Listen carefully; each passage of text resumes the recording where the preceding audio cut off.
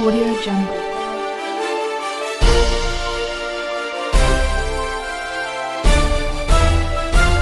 Audio Jungle. Appu ಆಸರೆ ನಿರಾಶ್ರಿತರಿಗಾಗಿ ಅನ್ನದಾಸೋಹ ಸೇವೆ ನಮ್ಮದು, ಸಹಾಯ ನಿಮ್ಮದು.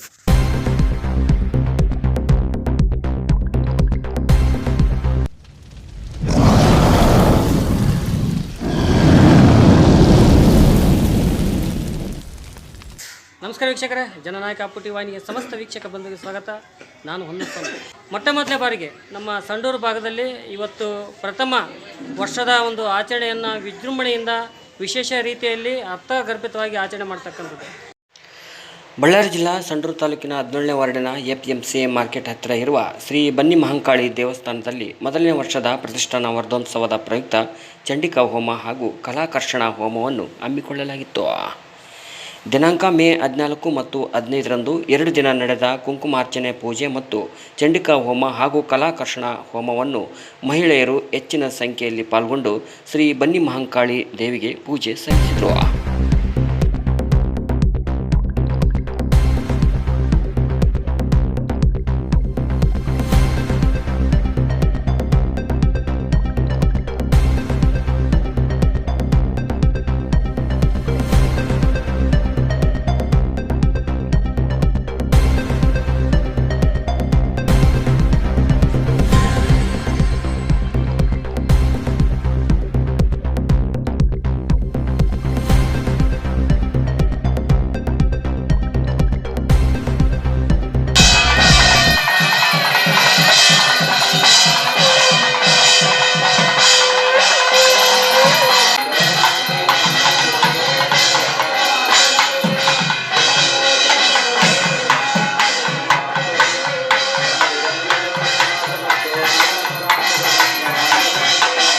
ಇವತ್ತು ಈ ಒಂದು ಕಾರ್ಯಕ್ರಮ ನೋಡಿದಾಗ ಕೂಡ ಈ ಒಂದು ದೃಶ್ಯವನ್ನು ನಾನು ನಿಮಗೆ ತೋರಿಸಿದಾಗ ಕೂಡ ಇದು ಯಾರೋ ಮೈನಿಂಗ್ ಓನರ್ ಇರ್ತಾರೆ ಬಿಡಿ ಸರ್, ಇಷ್ಟು ದೊಡ್ಡ ಮಟ್ಟಕ್ಕೆ ಮಾಡ್ತಾರೆ, ಆದರೂ 2 ದಿನ ಕಾರ್ಯಕ್ರಮ ಅಂತ ಹೇಳ್ತೀರಾ.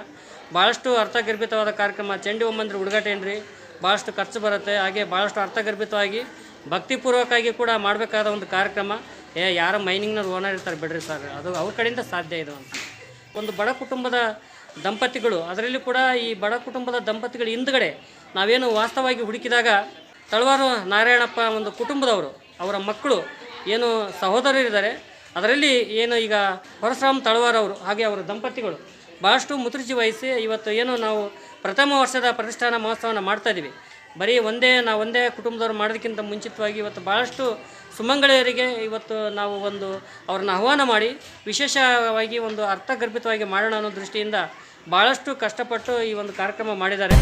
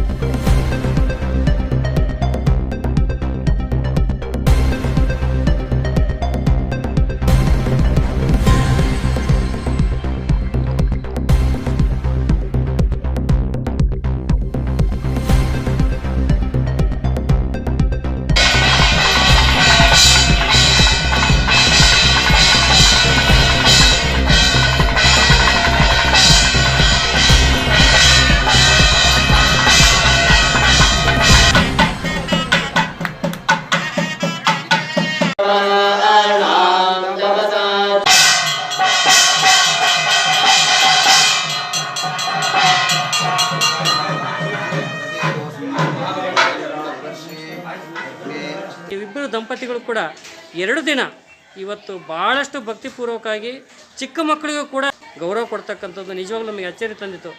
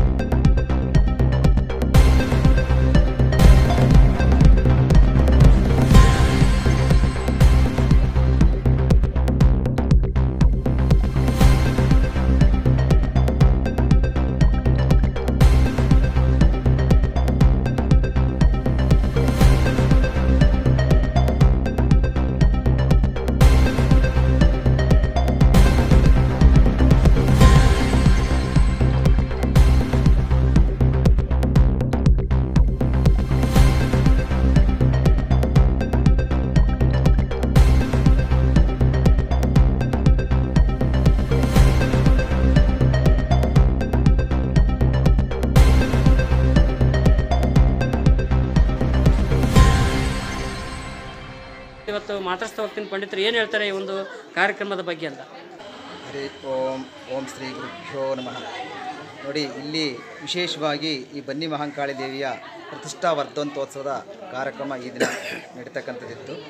ಆಗ ಈ ದಂಪತಿಗಳೇನೆಂದರೆ ಅವರ ಒಂದು ಸಂಕಲ್ಪ ಇತ್ತು, ಭಾಳಷ್ಟು ದಿನಗಳ ಕಾಲ ಚಂಡಿ ಹೋಮವನ್ನು ಮಾಡಿಸಬೇಕು, ನಾವು ಎಲ್ಲಾದರೂ ಭಾಗವಹಿಸಬೇಕನ್ನೋ ಆಸೆ ಅವರಲ್ಲಿ ಭಾಳಷ್ಟು ಉಳ್ಕೊಂಡಿತ್ತು. ಆದರೆ ಆ ದೇವಿಯ ಪ್ರತಿಷ್ಠಾಪನೆ ಆದ ನಂತರ ಅವರು ಒಂದು ಸಂಕಲ್ಪ ಮಾಡಿಕೊಂಡ್ರು, ನಾವು ಚಂಡಿ ಹೋಮ ಇಲ್ಲಿ ಮಾಡಿಸ್ಬೋದಾ ಗುರುಗಳೇ ಅಂತ ಕೇಳಿದಾಗ, ನಾನು ಧಾರಾಳವಾಗಿ ಮಾಡೋಣ್ರಿ ಅಂತ ಒಂದು ಧೈರ್ಯವನ್ನು ಕೊಟ್ಟಿದ್ದುಂಟು. ಪ್ರತಿ ವರ್ಷವೂ ಮಾಡಲಿಕ್ಕೆ ಶಕ್ತಿ ಬರ್ತಕ್ಕಂಥ, ಸಾಮರ್ಥ್ಯ ಬರ್ತಕ್ಕಂಥ ಒಂದು ಆಶೀರ್ವದಿಸ್ತಾಳೆ ಅಂತ ನನಗೆ ಅನಿಸ್ತದೆ. ಯಾಕಂದರೆ ಈ ಪ್ರಥಮ ವರ್ಷವೇ ಇಷ್ಟು ಬಾರಿ ಚೆನ್ನಾಗಿ ಮಾಡಿದ್ದಾರೆ. ಅವರ ಸಂಕಲ್ಪ ಮಾಡಲೇಬೇಕನ್ನೋ ಒಂದು ಸಂಕಲ್ಪ ಇದ್ದಾಗ ಆ ದೇವಿ ಯಾವ ರೀತಿಯಾದರೂ ಅನುಗ್ರಹ ಕೊಟ್ಟೇ ಕೊಡ್ತಾಳೆ. ಯಾಕಂದರೆ ನಾವು ದೇವರಿಗೆ ಭಕ್ತಿಪೂರ್ವಕವಾಗಿ ನಾವು ಭಕ್ತಿಯನ್ನು ಕೊಟ್ಟಿದ್ದೇ ಆದರೆ, ನಾನು ಸಾಕಷ್ಟು ಸಾರಿ ಹೇಳ್ತೀನಿ, ದೇವ್ರಿಗೆ ಕೊಡಬೇಕಾಗಿರೋದು ಭಕ್ತಿಯನ್ನು ಮಾತ್ರ. ನೀವು ಹಣವನ್ನು ಕೊಟ್ಟರೆ ದೇವರಿಗೆ ಸ್ವೀಕಾರ ಮಾಡಲ್ಲ, ಹಣ್ಣು ಕೊಟ್ಟರೆ ಸ್ವೀಕಾರ ಮಾಡಲ್ಲ, ನೀವು ಏನೆಲ್ಲ ತಂದು ನಾವು ಹಾಕಿದರೂ ಕೂಡ ಸ್ವೀಕಾರ ಮಾಡಲ್ಲ. ಆದರೆ ದೇವರಿಗೆ ಬೇಕಿರೋದು ಭಕ್ತಿ. ಯಾಕಂದರೆ ಎಲ್ಲದೂ ದೇವರು ಕೊಟ್ಟಿದ್ದೆ, ಭಗವಂತ ಕೊಟ್ಟಿದ್ದನ್ನೇ ನಾವು ಕೊಡಬೇಕಾಗ್ತದೆ ವಿನಃ ನಮ್ಮಿಂದ ಏನು ಕೊಡಲಿಕ್ಕೆ ಸಾಧ್ಯ ಇಲ್ಲ. ಆ ಭಗವಂತ ಕೊಟ್ಟಿದ್ದನ್ನು ಅವರು ಆ ದೇವರಿಗೆ, ನಾನು ಹೇಳಿದೆ, ಮನುಷ್ಯ 5 ಭಾಗ ನಾವು ಒಂದು ಸಂಪಾದನೆಯಲ್ಲಿ ಡಿವೈಡ್ ಮಾಡಬೇಕಂತ ಹೇಳ್ತೀವಿ. ನಾವು 5 ಭಾಗ ಡಿವೈಡ್ ಮಾಡಬೇಕು. ಒಂದು, ಹಣದಿಂದ ಹಣ ಸಂಪಾದನೆ ಮಾಡಲಿಕ್ಕೆ, ಹಣವನ್ನು ಇನ್ನೊಬ್ಬರಿಗೆ ಇತರರಿಗೆ ಅಂದರೆ ಸಹಾಯ ಮಾಡಲಿಕ್ಕೆ, ನಮ್ಮ ಬಂಧು ವರ್ಗದವರು ಯಾರಾದರೂ ಕೇಳಿದರೆ ಅವ್ರಿಗೆ ಕೊಡಲಿಕ್ಕೆ, ಹಾಗೆ ನಮ್ಮ ಪಿತೃಕಾರ್ಯಗಳನ್ನು ಮಾಡಲಿಕ್ಕೆ, ಹಾಗೆ ದೇವತಾ ಕಾರ್ಯಗಳನ್ನು ಮಾಡಲಿಕ್ಕೆ. ಈಗ 5 ಭಾಗವನ್ನು ನಾವು ಹಣವನ್ನು ವಿನಿಯೋಗ ಮಾಡಬೇಕು ಅಂತ ಶಾಸ್ತ್ರ ಹೇಳ್ತದೆ. ಹಾಗಾಗಿ ಅವರು ಅದೇ ರೀತಿಯಾಗಿ ನಡ್ಕೊಳ್ತಿದ್ದಾರೆ. ಅಂದರೆ ಅವರಿಗೆ ಗೊತ್ತಾಗದೇ ಇದ್ದರೂ ಕೂಡ, ಈ ಶಾಸ್ತ್ರದ ಬಗ್ಗೆ ಗೊತ್ತಿಲ್ಲದೆ ಇದ್ದರೂ ಕೂಡ ಅವರಿಗೆ ಆ ದೇವರು ಆ ಪ್ರೇರಣೆ ಕೊಟ್ಬಿಟ್ಟಿದ್ದಾನೆ. ಅವರು ಯಾವ್ಯಾವ ಭಾಗ ಯಾವ್ದಕ್ಕೆ ಹೋಗ್ಬೇಕು ಅವರೆಲ್ಲ ಗೊತ್ತಾಗ್ದಂಗೆ, ಯಾರಿಗೂ ಅಂದರೆ ಎಲೆಮರೆ ಕಾಯ್ದಂಗೆ ಅವರು ಸಾಮಾನ್ಯವಾಗಿ ಭಾಳಷ್ಟು ಸಹಾಯ ಧನ ಕೊಡ್ತಕ್ಕಂಥದ್ದು, ಯಾರಿಗೂ ಗೊತ್ತಾಗದೇ ರೀತಿಯಲ್ಲಿ ಅವ್ರಿಗೆ ದೇವಿ ಆ ಕೃಪೆ ತೋರಿದಾಳೆ. ಹಾಗಾಗಿ ಅವ್ರ ಕೈಯಿಂದ ಆ ಥರ ಮಾಡಿಸ್ಕೊತ ಹೋಗ್ತದೆ ಅಷ್ಟೇ. ಆಮೇಲೆ ವೀರಶರ್ಮ ಅಂತ ಗುರುಗಳಿದ್ದರೆ ಏನಾದರೂ ಏನು ಅಸಾಧ್ಯನಿದ್ದು ಸಾಧ್ಯ ಮಾಡ್ಬೋದು. ಯಾಕಂದ್ರೆ ಅವ್ರ ಮಾರ್ಗದರ್ಶನದಾಗ ಅವ್ರು ಮಾಡ್ತೀನಿ ಅಂದ್ರೆ ನಾನು ರೆಡಿ ಇದ್ದೆ. ಮಾಡಿರಿ, ಏನೈತೆ ನಮ್ಮದೇನಿದೆ ಮೌಖಿಕ ಬೆನ್ನೆಲುಬು ನಂದು, ಧಾರ್ಮಿಕ ಅದೇನೈತೆ ನೀವು ನೋಡ್ಕೊಳ್ಳಿ, ಅದು ಹಣಕಾಸು ವಿಚಾರ ನನಗಿರಲಿ, ಅದು ನೀವು ಇದನ್ನೇನಿದೆ ನೀವು ಮಾಡ್ಕೊಳ್ಳಿ ಅಂತೇಳಿ ಮಾಡಿ. ಆಮೇಲೆ ಒಂದು ಅರ್ಥಗರ್ಭಿತವಾದ ಇರುತ್ತೆ. ಅವ್ರು ಮಾಡ್ಬೇಕಾದ್ರೆ ಏನೇ ಮಾಡ್ಬೇಕಾದ್ರೂ ಹೆಣ್ಮಕ್ಳು ಯಾವುದಾದ್ರೂ ಒಡವೆಗೆ ಆಮೇಲೆ ಬೇರೆದಕ್ಕೆ ಕೇಳ್ತಾರೆ ತನ್ನ ಗಂಡನಿಗೆ. ಆದರೆ ಇಲ್ಲಿ ಆ ರೀತಿ ಇಲ್ಲ. ನಮ್ಮ ಶ್ರೀಮತಿ ಏನಿದ್ರೆ ದೇವಸ್ಥಾನಕ್ಕೆ, ಬಡವರಿಗೆ ಈ ರೀತಿ ಅವರಿಗೆ ಕನಿಕರ ಸ್ವಲ್ಪ ಜಾಸ್ತಿ, ಅದು ನನಗೆ ಗೊತ್ತಿದೆ. ಆದರೆ ಅವ್ರು ಏನೇ ಮಾಡಿದರೂ ಕೂಡ ಒಂದು ಒಳ್ಳೆಯ ಇದಿರ್ತೈತೆ, ಯೂಸ್ಫುಲ್ ಇರುತ್ತೆ. ಮಾಡಿ ಇದರಿಂದನೂ ನಡೀತಾ ಇರೋದು ನಮ್ಮ ಮನೆಯಾಗ ಇದು ನಡೀತದ. ಯಾವಾಗಲೂ ಗಣಪತಿ ಹಬ್ಬ ಬಂದರೆ ಹಿಂದಿನ ದಿನ ಗೌರಿ ಹಬ್ಬದ ದಿನ ಮುಖ್ಯದವರೆಲ್ಲ ಕರೆಸಿ ಅವ್ರಿಗೆ ಬಾಗಿನ ಕೊಟ್ಟು ಈ ಕಾರ್ಯಕ್ರಮ ನನಗೆ ಇದು ಈಗ 19 ವರ್ಷ ಮದುವೆ ಆದಾಗಲಿಂದ ನನಗೆ ಅಭ್ಯಾಸ ಇದೆ. ಈಗ ದೇವಸ್ಥಾನದಾಗ ಮಾಡ್ತಾಯಿದ್ದೀನಿ, ಅದಕ್ಕೆ ನನಗೇನು ಇದಿಲ್ಲ. ನಂದು ಇನ್ನೊಂದೇನು ಆಸೆ ಅಂದರೆ ಈ ರೀತಿ ಕಾರ್ಯಕ್ರಮ ಆಗ್ತಾ ಇರಬೇಕು. ಓಣಿಗಳಲ್ಲಿ ಎಲ್ಲ ಹೆಣ್ಮಕ್ಳು ಎಲ್ಲ ಸೇರ್ಕೊಂಡು ಈ ಥರ ಮಾಡ್ತಾ ಇದ್ನಪ್ಪ ಅಂದರೆ ಅವಿನಾಗೊಂದ ಚೆನ್ನಾಗಿರ್ತೈತೆ. ಒಬ್ರಿಗೊಬ್ರೆಲ್ಲ ಭಾಳ ಅಂಡರ್ಸ್ಟ್ಯಾಂಡಿಂಗ್ ಇದ್ದು ಓಣಿಗಳಿಗೆಲ್ಲ ನಗನಗುತ್ತಾ ನಮ್ಮ ದೇವಸ್ಥಾನ, ನಮ್ಮ ಏರಿಯಾ, ನಮ್ಮ ಓಣಿ, ನಮ್ಮ ಜನ ಅಂತೇಳಿ ಆ ಭಾವನೆಯಿಂದೇ ಹೋಗೋದು. ಯಾಕಂದ್ರೆ ಆ ರೀತಿ ಸಿಗೋದು ಕಡಿಮೆ. ತಮ್ಮ ಕೆಲಸ ಆಯಿತು, ತಮ್ಮದಾಯಿತು, ತಮ್ಮ ಪಾಡಿ ತಾವಿರ್ತಾರೆ. ಅದು ಬೇಡ, ನಾವೆಲ್ಲ ಸೇರಿ ನಾವೆಲ್ಲ ಒಂದೇ ಧರ್ಮ, ಒಂದೇ ಇದೊಂದು ಉದ್ದೇಶಕ್ಕಾಗಿ ನಾನು ಈ ಕಾರ್ಯಕ್ರಮ ಏನೇ ಕಾರ್ಯಕ್ರಮ ಮಾಡಲಿ ಅದಕ್ಕೆ ಮುಂದೆ ಸೈ ಅಂತೇಳಿ ರೆಡಿ. ತಾಯಿ ತಳವಾರ ನರಸಮ್ಮ ಅವರು ಬನ್ನಿಗಿಡ ಪೂಜೆ ಸ್ಟಾರ್ಟ್ ಮಾಡಿದರು. ಅದಾದಮೇಲೆ ನಮ್ಮ ತಂದೆ ತಳವಾರ ನಾರಾಯಣಪ್ಪವರು, ಆಮೇಲೆ ಇಲ್ಲಿರ್ತಕ್ಕಂಥ ಎಲ್ಲ ಸುತ್ತಮುತ್ತ ಹಿರಿಯರು ನಮ್ಮ ತಂದೆ ಜೊತೆ ಸೇರಿ ಈ ದೇವಸ್ಥಾನ ನಿರ್ಮಾಣಕ್ಕೆ ಕಾರ್ಯಕ್ಕೆ ಕೈ ಹಾಕಿ ಒಂದು ಅವ್ರ ಕಾರ್ಯಕ್ರಮ ಭಾಳ ಅವ್ರು ಏನಂದ್ರೆ ಭಾಳ ಆಸೆ ಇತ್ತು. ಈ ಹಿಂದೆ ಹೇಳಿದೆ ನಾನು, ಅವ್ರು ಅರ್ಧ ಮಾಡಿದರು, ನಾನು ಪೂರ್ತಿ ಮಾಡಿ ಮುಗಿಸಿದ್ದೀನಿ. ನಮ್ಮ ಸಂಡೂರಿನ ಜನತೆಲ್ಲ ಆರೋಗ್ಯ, ಐಶ್ವರ್ಯ, ಎಲ್ಲ ರೀತಿ ನಮ್ಮ ಏರಿಯಾದ ನಮ್ಮ 17 ವಾರ್ಡ್ 18 ಎಲ್ಲ ವಾರ್ಡಿನ ಜನತೆ ಸುಖ, ಶಾಂತಿ, ಸಮೃದ್ಧಿಯಿಂದ ಇರಲಿ. ಯಾರಿಗೆ ಯಾವುದೇ ಕಷ್ಟ ಬರೋದಂಗೆ ಆ ತಾಯಿ ಆಗಿರ್ಬೋದು, ಈಶ್ವರ ಆಗಿರ್ಬೋದು ಕಾಪಾಡ್ಕೊಂಡು ಹೋಗಲಿ ಎಂಬುದೇ ನಮ್ಮ ಅಪೇಕ್ಷೆ.